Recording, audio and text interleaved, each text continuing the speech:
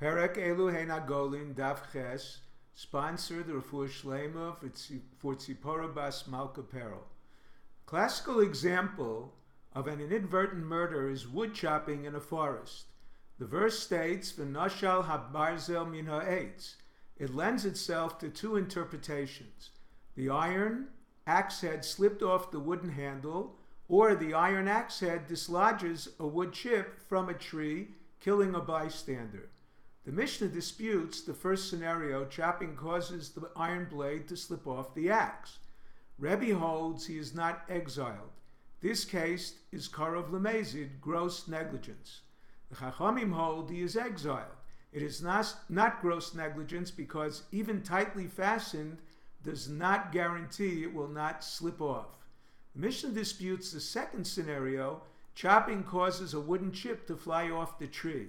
Rebbe holds he is exiled. The intent of the verse is the axe dislodged the chip from the tree. It does not state me eitzo from its handle, it states min ha'etz. In addition, the word eitz appears earlier in the same verse, clearly referring to the wood of the tree. The Chachamim hold he is not exiled because such a scenario is not common. A second interpretation of the dispute. Rebbe holds yesh aim la mesores. The way a word is written as opposed to its pronunciation is primary. It is read v'nishal, the axe dislodged the wood. The Chachamim hold yesh aim la mikra. The pronunciation is primary. It is pronounced v'noshal, an intransitive verb referring to the axe. The Gemara brings a similar scenario to illustrate a novel teaching.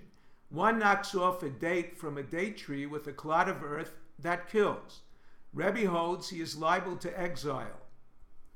It is not koach kocho, his secondary force, by being knocked down by a thrown clod of earth. However, if the clod hits a branch that knocks off the fig, it is his secondary force. Now we move on to a new Mishnah. The Mishnah states one is exiled for throwing and hitting one with a stone in a public domain. The Gemara explains the case is one of dismantling a wall near a dump, occasionally used by day as a latrine. He was negligent for not checking for bystanders before depositing the stones.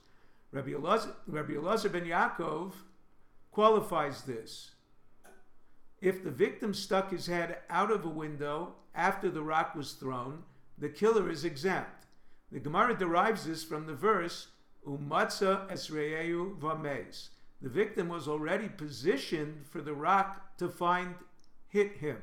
Although a different context, Umatza Kedei Gulasa refers to one who sold his ancestral land and only after found the redemption money, our case compares the term Umatza to Yar.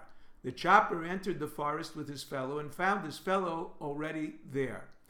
Abba Shaul states the chopper is exiled because his action was voluntary, excluding an accident, killing by a father, teacher, or an agent of the court, fulfilling a mitzvah, disciplining. Question: perhaps he is chopping wood to build a sukkah. The answer: number one, Rav explains chopping wood for a sukkah is a hechsher mitzvah, only necessary if he has none stored away, whereas disciplining is always a mitzvah, beneficial even for disciplined children.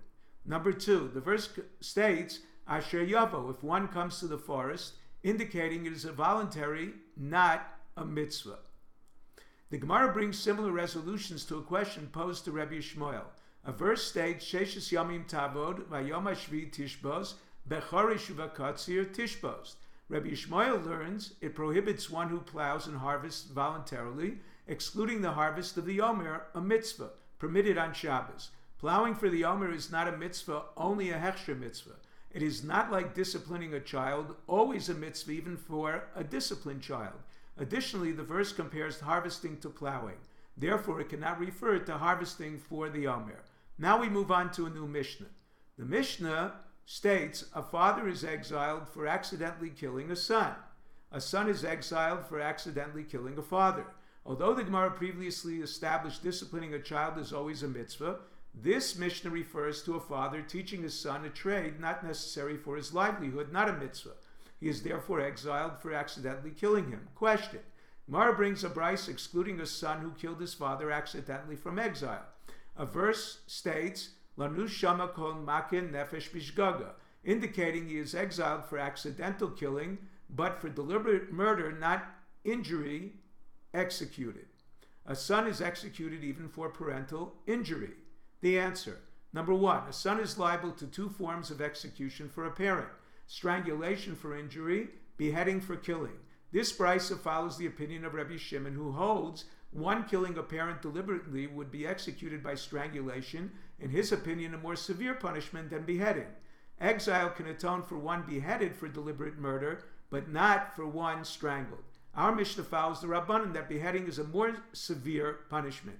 A son is beheaded for deliberate murder of a parent. Therefore, exile can atone. Number 2, Rav explains, although a son is executed for deliberately wounding a parent, the Brisa teaches, based on the term makin nefesh, that a son is only exiled for accidental killing and not accidental wounding. If you're enjoying Daf 5, please click on the link below, subscribe, and become a sponsor. Thank you.